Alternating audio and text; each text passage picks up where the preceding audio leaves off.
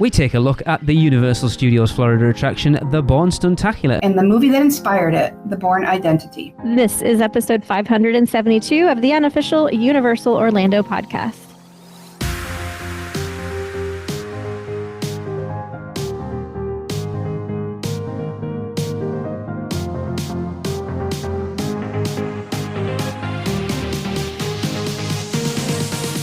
Hello, everybody. I am Michelle, your host for today. And with me, I also have some estrogen, finally. So excited. But I also have Lee. Oh, hello, everyone. There's nothing like being greeted that nicely, is there? I've got some estrogen. Oh, by the way, here's Lee. Here's Lee. Chris is gone off somewhere doing something he shouldn't be doing because he's supposed to be here with us. And Tracy, we all know, is in Korea having the time of her life. And in her shoes, we have the lovely Holly Carter. Hello, everyone. I'm so happy to be here today. Welcome back. Yay. Yes. I will say I watched this film again last night for about the fourth time. I still have no idea what's going on. I don't know whether I just zone out when I'm watching it, but I don't know what's going on most of the time with this film. Thank God, because I watched it too, and I had the exact same response. So I was like, I don't even know if I should be on this episode, because I have no idea what I'm going to talk about. That's why Holly's here, our Bourne super fan. I shall try to fill in the blanks. The funny part is I never watched the movies until after the attraction opened. Interesting. Really? Yes. Okay. That's funny. So they should be all fresh in your mind then. You know, ish, and I watch them here and there. I've only seen the first one. So obviously, based on our discussion that you just heard, we will be discussing the Bourne Stuntacular in the second half of the show. But for the first half, we're going to talk a little bit more about the movie that inspired it, which is the Bourne Identity. Or at least try. We're going to try our darndest. I mean, we've watched it. Got Holly here. Yep, we've seen it. And that's about as much as I can say. Yeah. Okay, right. So the Bourne Identity, for those who don't know, was released in 2002. I can't believe it's that old. And it was based on Robert Ludlum's 1980 novel. Oh, it's a book? I didn't know that. Yes. It was directed and co-produced by Doug Liman and written by Tony Gilroy and William Blake Herron. It stars Matt Damon, the beautiful, as Jason Bourne, a man suffering from psychogenic amnesia, attempting to discover his identity amidst a clandestine conspiracy within the CIA. It also features Franca Potente. That is a weird name. Chris Cooper, Clive Owen, Brian Cox, Walton Goggins, and Go on. There you go. Adewale Akinnuibashi. That was excellent. Yeah, that'll do. Even if it was wrong, it was excellent. What's the difference between normal amnesia and psychogenic amnesia? Now I gotta look that up. This was the first installment of the Bourne film series. It was followed by The Bourne Supremacy in 2004, The Bourne Ultimatum in 2007, The Bourne Legacy in 2012, and Jason Bourne in 2016. There you go. I've only seen one of them. So psychogenic amnesia is a disorder characterized by a retrospective gap in memory of important personal information, usually of a traumatic or stressful nature. The memory loss far exceeds ordinary forgetfulness and is not the result of substance use or the consequence of a medical condition. So basically, he just has like a gap in his memory. Because of trauma. Okay. Yes. Yeah. That trauma is getting shot multiple times. Yeah. Yeah. Like amnesia is not just like amnesia is just forgetfulness, but this is like specific. Okay. All right. So here's a few facts about the movie. This is not the first adaptation of the book. In 1988, Richard Chamberlain played Jason Bourne in a made-for-TV movie. And Chamberlain was 54 at the time, so a much older Jason Bourne. That would have been very interesting. Yeah. I feel like I want to watch that now just to see what it's like. It's probably really bad. Oh, it's probably terrible. It's, made for TV right there tells you how good it is. I think it's funny though, isn't it? So the whole made for TV thing is very different now, isn't it? True. Very. Now that we have Netflix, that's a different beast. It's very different now but back in 88. Oh yeah, terrible. The movie doesn't really have much in common with the book. The Bourne Identity, the movie, is about a government assassin with amnesia, as we've already said, just like the book. But beyond the central premise, though, the film and the book don't have a ton in common. Lyman wanted to modernise the story and the technology, and also to reflect his own personal politics. Okay. Holly, have you read the book? I have not, no. I only became interested in all of this because of the Stuntacular. Okay. I haven't gone that far back yet. Alrighty. She said yet. Yet. Yes. We have a diehard fan here. The screenwriter didn't read the book. Weird. As we have already established, the Bourne Identity doesn't have much to do with the novel it's based off of. Well, that's because when Lyman brought Gilroy on board, he asked him to not read the book. Instead, Lyman provided him with an outline and asked him to go off of that. That's weird. So yeah, he basically interesting. Dictated the story to him and went, write that. Weird. Very strange. Lyman got some inspiration from his family. Lyman's father had been part of the investigation into the Iran-Contra affair and had written a memoir about it. The director turned to the memoir for some inspiration for the movie. In particular, Chris Cooper's character of Alexander Conklin, that's a name, is based on Oliver North. Who the hell's... Right, this is how much attention I paid to that film last night. Who the hell's Alexander Conklin? I don't know. So he's the main guy, the guy that is kind of going after. He's kind of the one in charge. So the one that gets shot. The one that gets shot Treadstone. At the end. At the end. Yes. Yep. Okay. Yeah, shows how much attention I pay to watching movies nowadays. Okay. Well, I don't know that they say his name that much, honestly. So. Okay, that's interesting. Yeah, that's interesting that he's actually based on a real person like Oliver North as well. Interesting. Pretty cool. And prior to Matt Damon taking the role, one actor that turned down the main role was Brad Pitt. He was offered the chance to play Jason Bourne. However, he turned it down. Oddly enough, he turned it down for another spy thriller, Spy Game.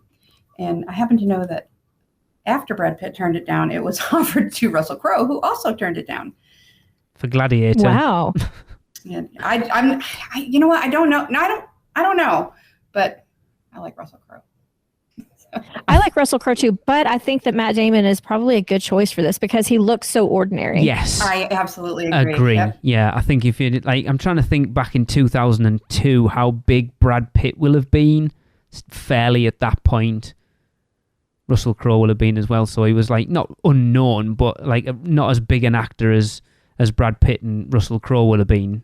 Matt Damon, especially not for an action film either.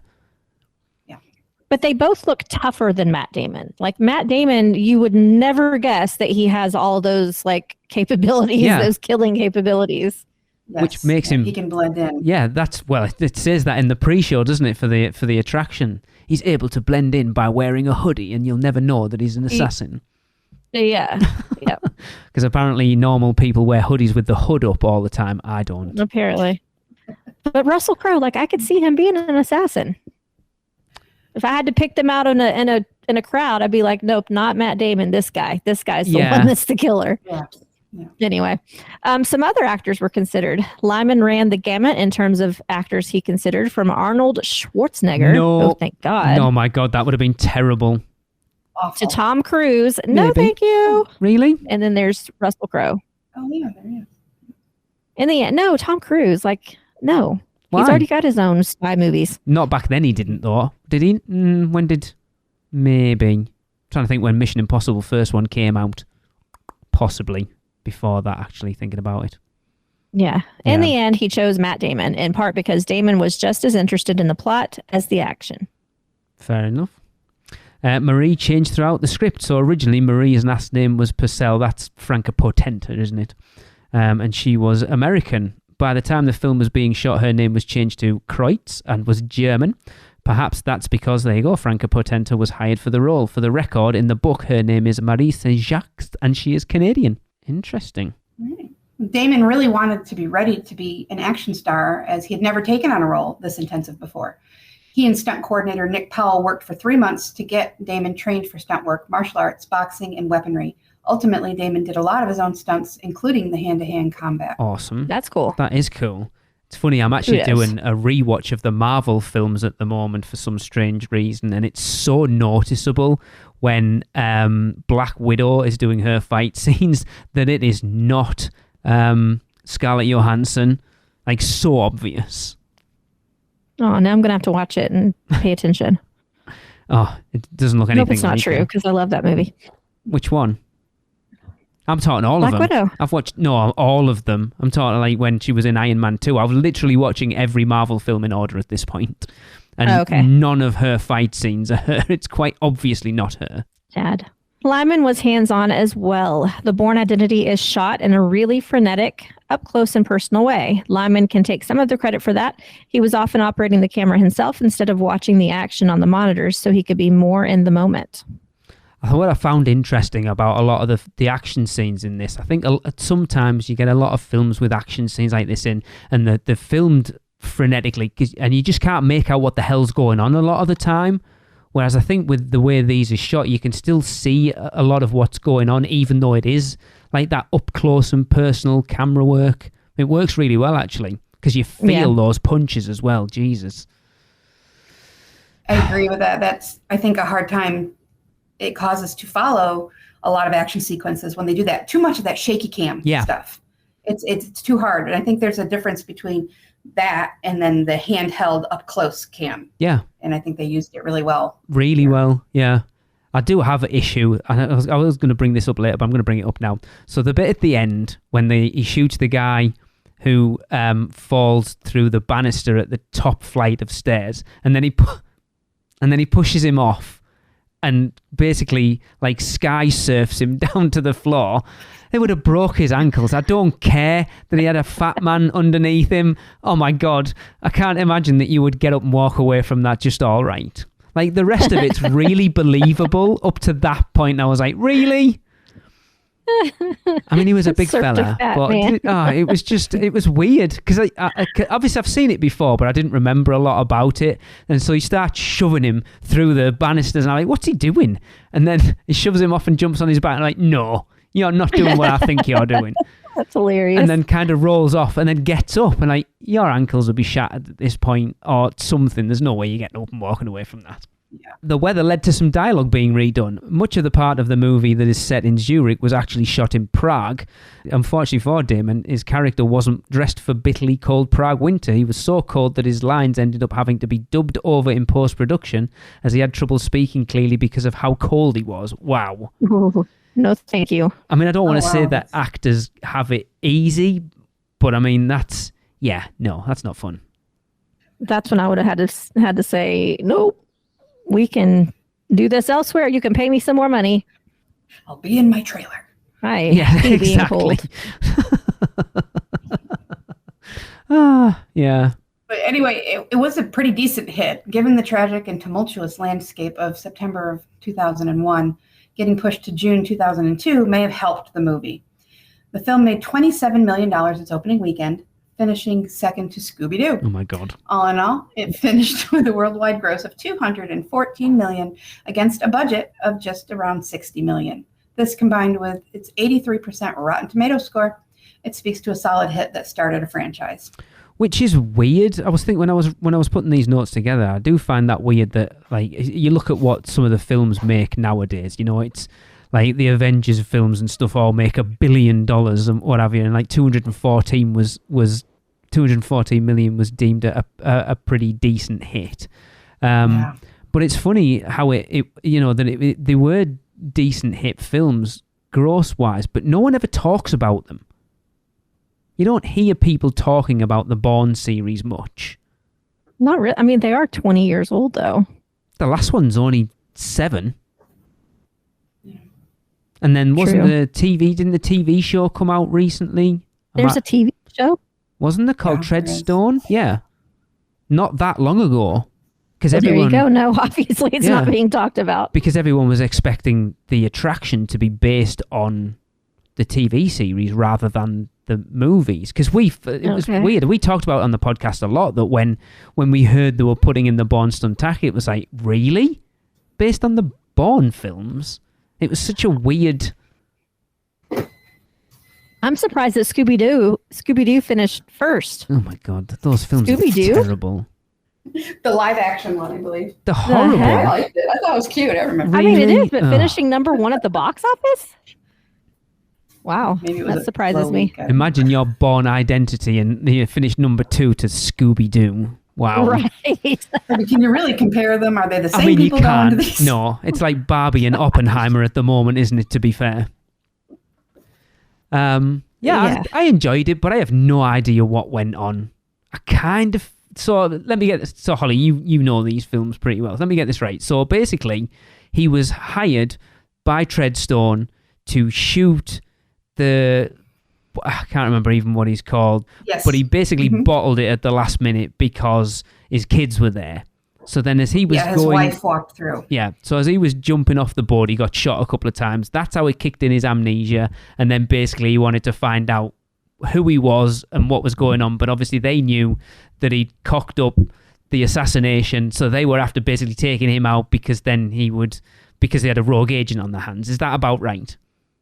Yeah, pretty much. Yes. And I think that the Treadstone project was behavior modification protocol. So they were trying to take these men, I don't think there were any women in this project, but and change them and to basically make them these assassins, these operatives to do their own bidding. But they were trying to remove all the emotion and all the person, right, his individuality out of all of it. And I think that didn't really work with Jason Bourne, David Webb. Whoever. Yeah, because his emotions got the best of him when he saw the kids. Yeah. Right. Yeah, yep. I see. Okay. Yep. Yeah. Because it was funny, like he showed, like you see, it's such a cliche now, isn't it, with the whole amnesia thing with assassins or whatever they are, and then suddenly when the moment strikes, they're able to pull out all of these amazing martial arts moves that apparently they can't remember who they are, but I can still do all of this stuff. Mm-hmm. Or like his language is like when he's talking to the German policeman at the beginning, and he just starts speaking German to them, and yeah, I feel like I want to watch it again now. I feel like But he caught himself off guard when he started doing that. Yeah. A lot of these things would just kind of come out. And I think that is why I enjoyed this movie so much, because it's not, if you're used to Bond and you like Bond, it's definitely not Bond. This was kind of the first of a different kind, a more realistic, a more humanizing thriller type, spy, espionage, whatever movie. And, it allowed us to kind of go along right with the main character, and be on the journey with him as all this happens. We aren't presented with, a highly trained killer. We're presented with somebody who got shot and thrown in the ocean. That's a good point. Well, what's interesting is the CIA, supposedly the good guy, throughout this movie becomes the bad guy. Yeah. Right? Like, because they're trying to kill him. So it's just lots of interesting dynamics. It's definitely a movie where you have to pay attention. You can't be messing with your phone or whatever at the same time, because you get totally lost. That's why I had no clue what was going on. Yeah. I wonder if this is, so like going off the back of what you just said there, Holly, I wonder if this is what influenced the way the Bond films have gone recently, because you look at like the Daniel Craig ones and they are more sort of grounded and realistic than they used to be. They've gone down that more realistic route, haven't they? It's funny that you say that, because my husband likes all the Bond films. He likes them all. And he'll go and watch right from the beginning to the end every so many years. Like, he likes to watch. But I won't even sit and watch them with him until you get up to the newer ones. And so that may exactly be why. Yeah. Because I've never been interested in the Bond stuff. But the Daniel Craig ones, I'm like, all right, I can tolerate this. Yeah, I'm exactly the same. I've never been a Bond fan. I tried to watch, they put them all on the TV years and years and years ago when Tracy and I first got together. And I think I watched Dr. No and went, this is terrible. And I remember watching Live and Let Die when I was a kid, and maybe Moonraker. But as a rule, I wasn't interested. But then we went to see Casino Royale when it came out. And I'm like, yeah, no, this is more of the stuff I want to see. The less campy stuff, the more realistic. But I do like them. I don't mind Daniel Craig as Craig. There's me. I'm not American. Daniel Craig. I'll tell him that's his real name. But it would be interesting to see if that was the influence on them from something like Bourne. Yeah, I wouldn't be surprised, because I think with the Bourne movies, people really enjoy them because they can identify with parts of the, the character. Obviously, we're not going to identify with the highly trained assassin part, at least not most of us. Speak for yourself, Holly. Yeah, I was going to say, maybe, from what I know, but, but we can relate with, his frustration and his he doesn't know who he is. He's vulnerable. He shows, some emotions. You see it.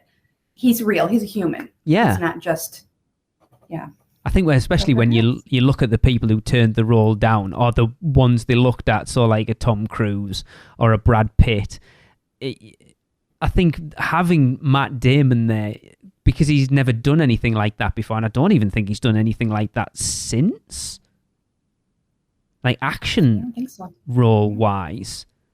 I believe he's been in some action movies. Like what? I'm going to have to look that up now too. I couldn't name you another film that he's done that would be an action film that I can think of. But I think it because you don't expect it. Like, I think if it was Brad Pitt, you'd kind of be expecting it. If it was Tom Cruise, you'd be expecting it. If it was Russell Crowe, you'd be expecting it. Whereas with someone like Matt Damon, they kind of played him against type, which I liked. Because as Michelle said, it's perfect when you look there. He does blend in. You wouldn't pull him out of a crowd at all. Whereas if it was Arnold Schwarzenegger... he's in the Ocean's 11. They're not action films, really. The Departed, that's definitely an action film. Not really. Saving Private Ryan. Never seen it. Hate it. What? That's a sad movie. I really do want to watch it, but I've never watched it. This one looks like it would be Elysium. Elysium. The Last Duel. Just because it's got duel in the title does not make it an action film. I mean, there's a sword. All right. Well, it must be then. The Adjustment Bureau, he's running on the cover. Wow. Anyway. All right, then maybe this was the first action film he did, so it was playing against type. But I think it works much better than it's like, because they could have gone for a big action star, and I think sometimes it's better when you go for, and again, not necessarily an unknown, but someone who is, like I said, playing against type, someone that you wouldn't expect to be playing that role. And I think it works really well for it. And he is a really good actor, Matt Damon, actually. He is. I really like him as an actor. Yeah. I think the whole cast for the film are really good, although I don't like, I can't think what he's called, the guy who's Stryker in X-Men. So the CIA guy's, I'm assuming, is his boss. The one that's kind of above him at the end that tells the guy to shut all the computers down. Basically, he's the one that gets him shot. Older boss. Yeah. I don't like him. I don't know, there's something about him. I think he always plays a... I think that's probably what it is. So I guess he's doing a good job because then. He looks like it, so we expect it. He tends to play that role a lot, though, so I guess it's just... Yeah, but I quite enjoyed it. I might watch the other ones, actually, now. Now, I obviously did watch it, and still, I actually do know what went on, even though I didn't really. It was good. Yeah, I enjoyed it. I think, in my opinion, the first one is not the best one. Okay. But I think you need it because it's a character study. Yes. And then once you have it, you get through it, and you kind of understand it, then it makes the other ones even better. So have the other ones gone, because you see a lot of films like that start off with like a low-key sort of character study or like a drama action film, and then go down the route of like, oh, we want to go down the more action route. Are the other ones more action-based, or are they very similar? I would say there's more action in it. I mean, they read differently, but okay, this is a weird thing to say, but they read differently, but they feel the same. Okay. Like you accept it as the character progression. Yes. Because they don't, one of the things that I'm so happy is they didn't take away his humanity. They didn't take away, the little peaks of vulnerability and our ability to kind of join him through this adventure. We're not just like watching it. Like I would say in a Bond movie, you're more watching it. You're the observer. Yeah. And in the Bourne movies, you're kind of along for the ride. And that's what I really like about them. Okay. I feel like I might want to watch the other ones now. I might as well. I know. Yeah. Cool. Holly, I'm glad you're here, by the way. Let's take a quick ad break and we'll come back and we will talk about one of the most awesome things that has happened to Universal Studios in a while. Man, we need a vacation. Oh, I got this.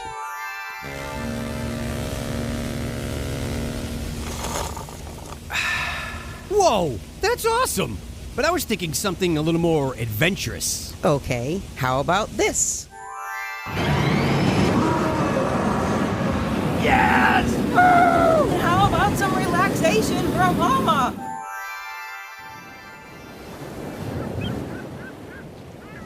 Oh, perfect. How did you do that? Easy. PortKey Vacations. For your next vacation, let PortKey Vacations take away all the guesswork and stress of planning. From air and hotel to theme park tickets and everything else in between, they've got you covered. Just visit PortKeyVacations.com and touch the PortKey to get started with your free, no-obligation quote request. With just one touch, and PortKey Vacations will magically take you wherever you want to go. All right. Welcome back, everybody. So the first half of the show, we talked about the Bourne Identity, the movie that inspired the attraction, the Bourne Stuntacular at Universal Studios. So now let's kick off the next half of the show, talking about everything about what takes place on the Stuntacular. It's so interesting that so many people still haven't seen it. Like, I know there's people in the producers clubs go, oh, we still haven't seen Bourne, or we only saw it on our last trip. And I'm like, how are you not going to see this attraction every time you go to the parks? Well, just like when we first heard that was what was going in there, we were like, what? Bourne? Like, that's old. Like, why the heck are they replacing an old movie with another old movie? So I could see where a lot of people will hear that, like the Bourne, like, I don't want to see that. That's not relevant. Oh my God. Yeah, it was still a weird franchise to do a new attraction on. And I mean, we talked about it when it was getting ready to be announced and stuff, and they announced it and then getting ready for it to open and stuff. It was just like, we were like, I just don't get it. I don't get Bourne. It's really weird, but oh my God, I don't care about the franchise. It's so good. And that's my thought is I'm wondering, did they get their hands on the technology first about, okay, we've got this technology, we want to implement it. What franchise can we use that will fit with what we are capable of doing? Interesting. As opposed to, hey, I really like the Bourne movies. Let's make a show about it. Yeah.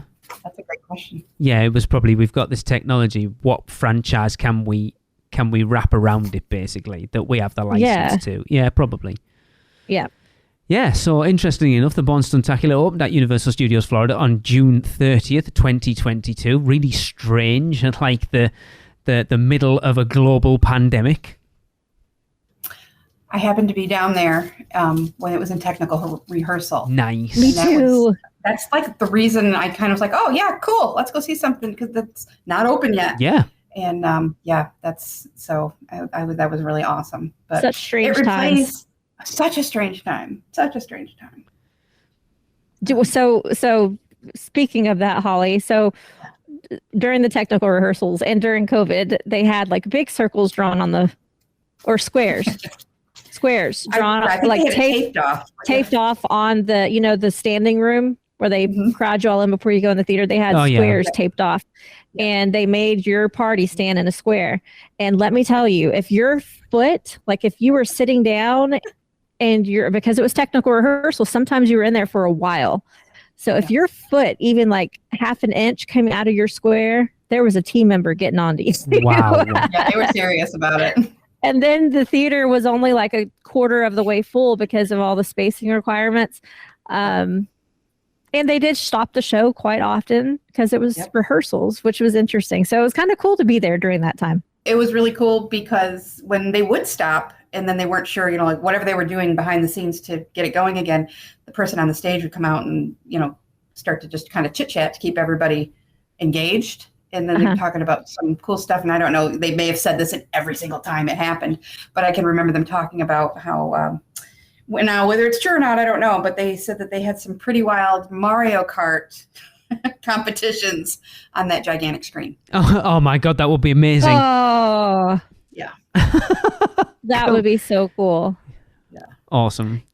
Yeah, but usually the things that were causing it to go down were computer glitches. If the set, because the set pieces move on their own with magnets and computer, similar to why can I not think of the name? The Star Wars ride. Rise of the Resistance. Rise of the Resistance, yes. So if those, if they don't match a point, if they don't magnetically reach a point where they're supposed to, then it shuts the whole thing down. They have to reset it all. So that would happen quite often. I'm going to touch wood.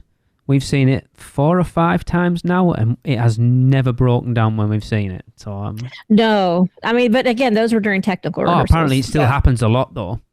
Oh, yeah, I haven't seen that happen since then, but very cool time to be there. Very, yeah. Okay, and it replaced Terminator 2 3D Battle Across Time in the Hollywood section of the park. That was a sad day when they closed that. Right? I loved it. I loved it. It was so good. Yeah, I enjoyed it. A lot. I really only saw it a handful of times. Oh, I loved it. I just love that integration with, like, Bourne's awesome, but like with T2, you had the screen, then you had the actors like interacting with the screen, but then actors just randomly running around the theater as well, and there was like T800s or whatever they were at the side. It was the perfect theater 4D attraction. It was so good. I agree. Unfortunately, the last time Tracy and I saw it, it's been a very long day. We both fell asleep. And oh no! So what woke us up was, when the big explosion at the end, and then the seats drop. That's what woke us up. I'm like, oh crap, I've missed the whole thing, and now I feel really bad because that was the last time we saw it. Oh, what a rude awakening too! You're Tell me about it. Out from under you. What's going on? Oh, that's funny. The LED screen that forms a huge part of the attraction is 3,640 square feet. It's huge. It is. 130 by 28 feet or something. So I know they use a similar thing for, if anyone's watched The Mandalorian, they used a similar screen for the backgrounds in that.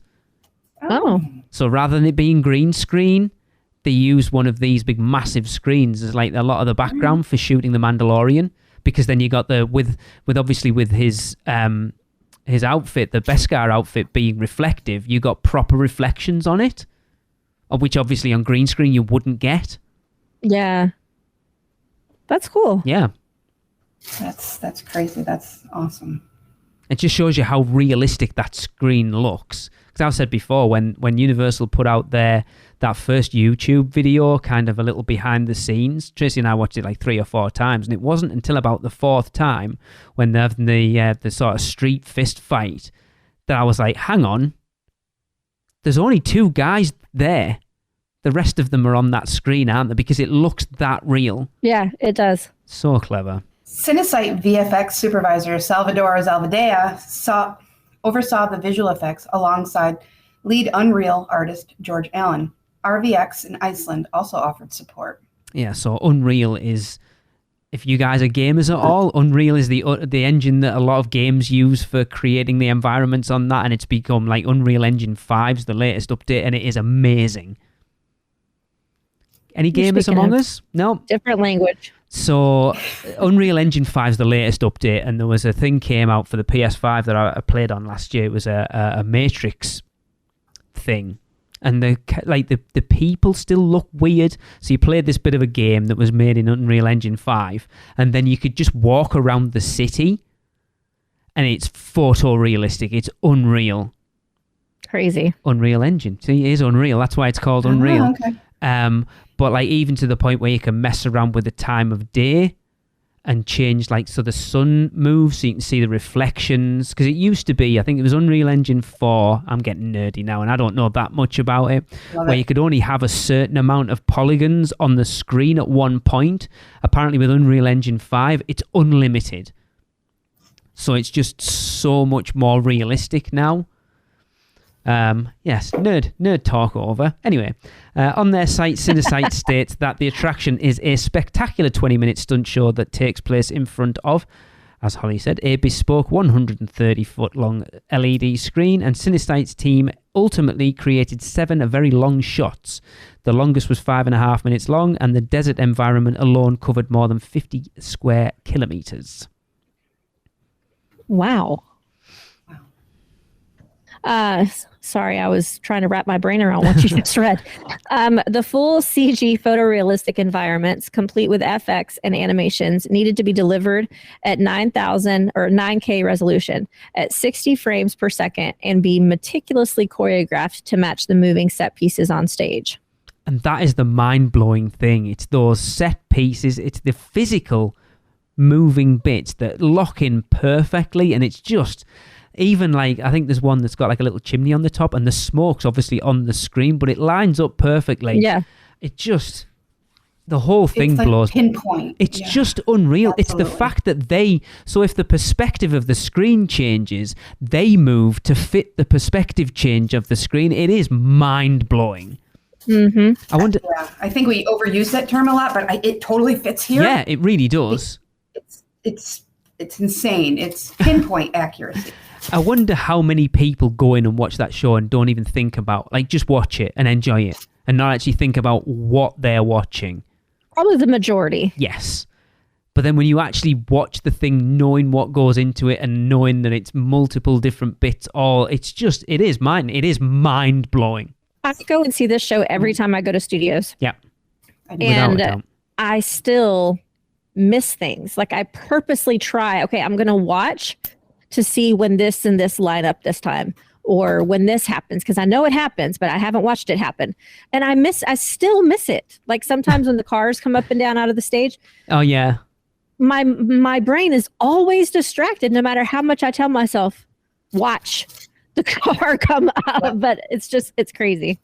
But the transitions are seamless. They're awesome because when the car comes up, it's not a camera, but the camera's moving up, so the car comes up as the perspective comes up, so you don't notice it coming up out of the stage. It's so clever. No, yeah, it's crazy. It's amazing. So Synesthete's team became involved after detailed pre-visualization and technical. We're getting against some stuff here. I'm just reading stuff off their website, by the way. And technical visualization between Proof and Renaissance Entertainment. Their R&D quickly established that they would need to use a real-time game engine. Using Unreal would mean they could adjust their camera movements, animations, and layout right up to the end of the production process, matching the reality of the moving set pieces. That's a lot. Very interesting. It's clever. Again, this is what people go in and they watch it and they enjoy it and don't know what goes into creating something this amazing. Yeah, it is amazing. So basically, these are like video game animators, artists. It's basically who created the technology. Yeah. And said, okay, let's make this like half video game style visualizations and bring in some real aspects too and combine them. Like that's what they did. And it's amazing. It's crazy. It's so amazing. The combination of everything that had to line up perfectly. Yeah. If you think about it, it's just, again, like Lee said, it blows your mind. The live action, the practical sets that move, the sound design, the timing of the things that move and the people that and move. the stunts. Yeah. Yeah, there's actors climbing on these set pieces as well. They're not just their passive set pieces lining up. They'd be literally climbing around on them. It's unreal. Oh, and when you walk in, you think this is the most boring theater I've ever seen. It's just a big screen. It's just a big screen and a big empty stage. And you're like, And the screen looks like concrete. So you're like, well, this looks boring. I am so excited to see this show again in September. Yeah. A traditional VFX renderer would have taken hundreds of times longer per frame, whilst Unreal Engine gave them the ability to very quickly iterate on site. Salvador scouted locations in Turkey and Morocco, gathering thousands of photographic references, texture references, high dynamic range imagery, HDRI, panoramas, and photogrammetry. That's a word. Using both drones and DSLR cameras. Tiled rendering was used, splitting the 9K frame into 3 sections and rendering each individually before stitching them back together. To check image quality, they rendered the 3 4K tiles and reviewed them using a 4K projector. Holy Jesus. No idea. I mean, might as well speak in Spanish right now. Right. The brains that sat in a room and said, let's do this. Yeah, they're, I don't know, maybe aliens or something. Yeah. Yes. People who think theme park attractions are just flung together have no idea, do they? No. Yeah. And to aid compositing, some passes needed to be rendered at 18K. 18K. I can't even imagine Using what a game 18K engine. looked Also, like. I can't. Using a game engine also gave them a VR experience during the development, enabling them to review the show from any seat in the virtually created venue. So not even in the real theater yet, but they made a virtual one to make sure that it worked from every single angle. That's awesome. So it's not going to look curved if you're sitting out on the side, or it's the thought. I never even thought about that aspect. Yeah.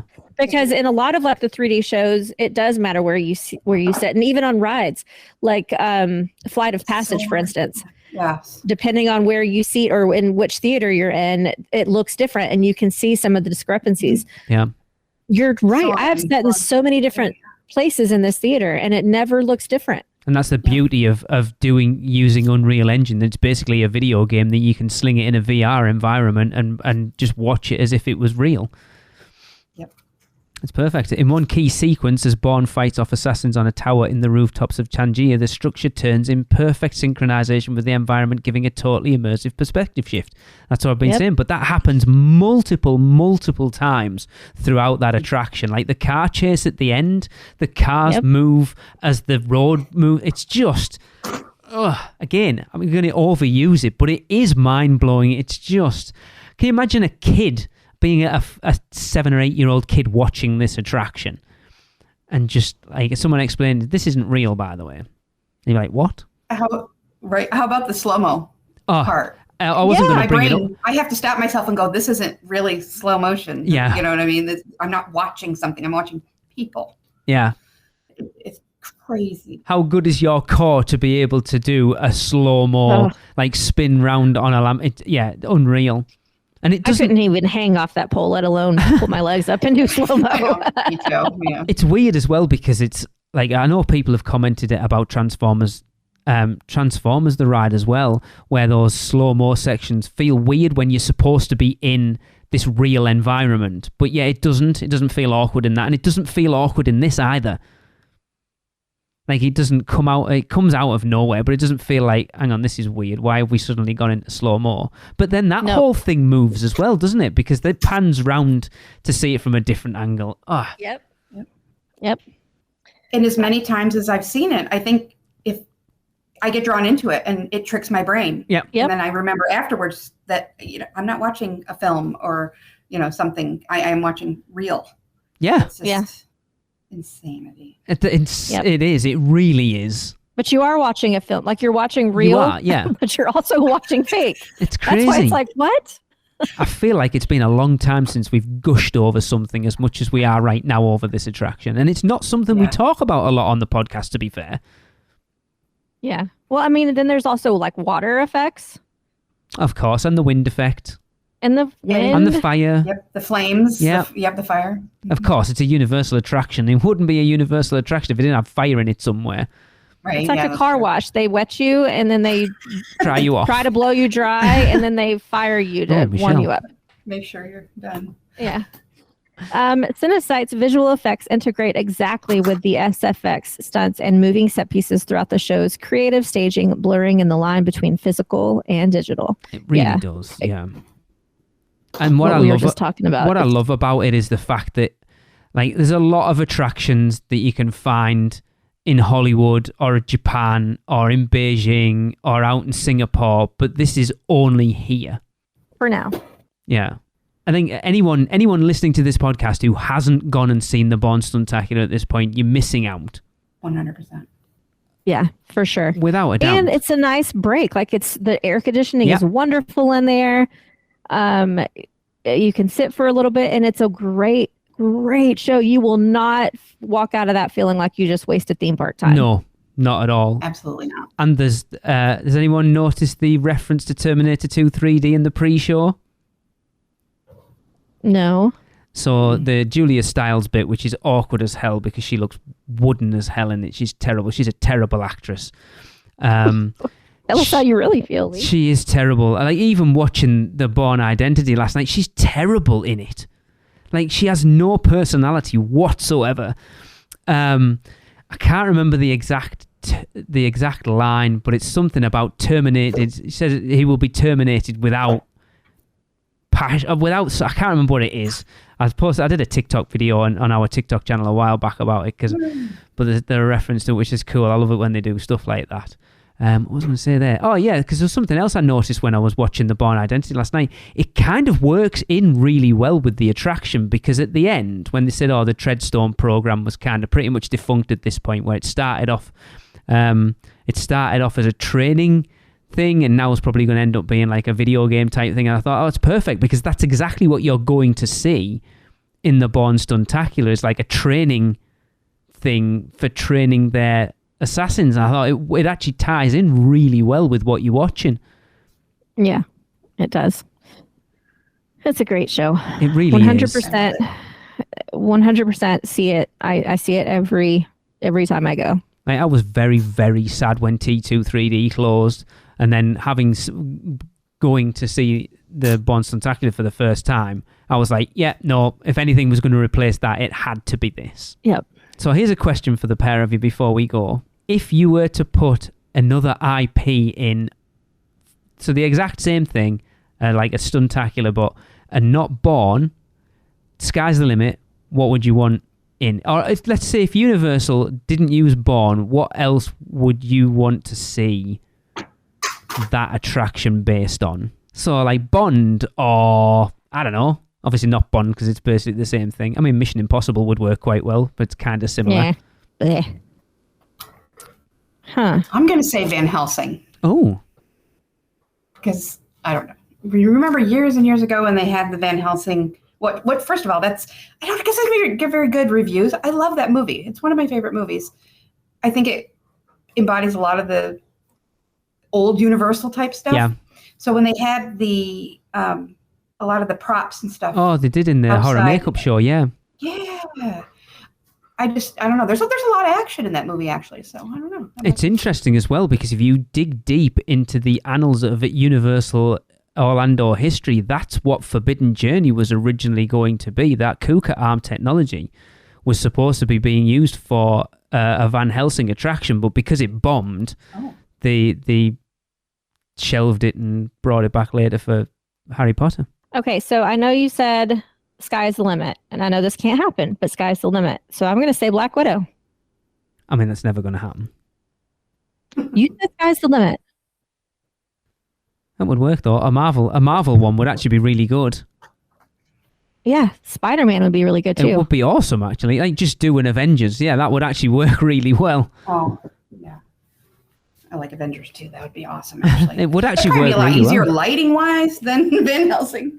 Yeah, that would actually work really well. But obviously, you're never going to see anything Marvel outside. It'd be freaking awesome. Yeah. Good idea. You need to patent that, trademark it, and then sell it to them, Michelle. Too bad. I have no idea what the hell I just read. I don't know how to do the technology, and definitely not patent it. That's all right. You originated the idea. Yeah, you're just subcontracting to Cinesite and Unreal Engine. Disney just needs to purchase the same technology and put it in their parks, because yes, please, that would be awesome. Well, they've got it. That's what The Mandalorian is, isn't it? That owned by Disney? Yeah. There you go then. Cool. I am very, very excited to ride this, not ride it, but see it again in 3 weeks. Yay! 2 weeks. Sorry, when this comes out, 2 weeks. I can't wait. I can't wait to see all of my people, see some Halloween Horror Nights. It's going to be great. I'm probably going to cry a lot on this trip. You are, especially since Tracy's going to be coming back home too. Exactly. Going to be a good time. Well, hopefully we get to see you, Holly, while we're all out there. Yeah. I hope so. I have a popcorn bucket for Tracy that I've had since last year. The Figment one. And I need to get yes. it to her. The electric or whatever, the parade one from Disneyland. I'd forgotten all about that. Cool. It'll go with her because John and Becky Tyler have sent. I've got a box down here from them with the toothless popcorn bucket, and they've got her that she doesn't know about. That's cute. No, well, hopefully she doesn't listen to this show. She doesn't listen to this show. She will openly admit to you that she doesn't listen to it when she's on it. She doesn't listen to it when she's not on it. Well, to be fair, I don't like listening to it when I'm on it either, because I don't like listening to myself. Whatever. Yeah, you have a great voice for it. All right. Well, that is going to end another podcast. We will do so as usual with another Universal Is. This week's comes from Sally Brush. But don't forget, we'd like you to get involved, and you've only got a limited time to get involved for this year. So send those in to us, what you think Universal is in 3 words or less, and send them to podcast@uuopodcast.com. But for this episode, Sally says, Universal is my new favorite. See ya. That was another episode of the Unofficial Universal Orlando Podcast, the best and only podcast about Universal Orlando on the island. Check us out on social media on Facebook, Instagram, Twitter, YouTube, and Pinterest. Just search UUO Podcast. For all the podcasts, news, and articles, check out our blog at uuopodcast.com. Contact us at podcast@uuopodcast.com. Join the Producers Club by emailing us at uuopproducers@gmail.com. Listen and subscribe to the podcast on Apple Podcasts, Spotify, Google Podcasts, Stitcher, and everywhere else podcasts are found. Check out our friends, the Theme Park Duo, for all your other theme park news, and email Michelle at portkeyvacations.net to book your next trip. So until next time, this is Amity 6, call off the Marines, we're coming home.